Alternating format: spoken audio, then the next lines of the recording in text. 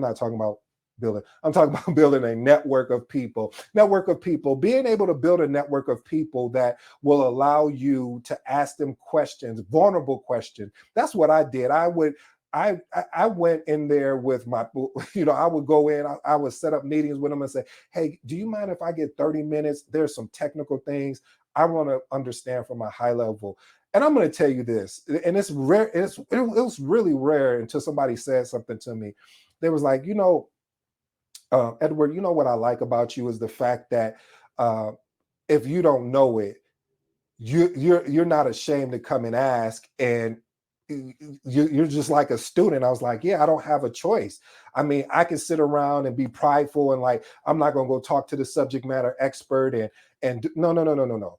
I set up meetings. If I'm hearing something that's way over, I'm like, hey, we need to boil this down because I got to go speak to this. That's how you said it. I got to go speak to this. And if I got to go speak to this, I need to know what I'm speaking about because I learned that lesson.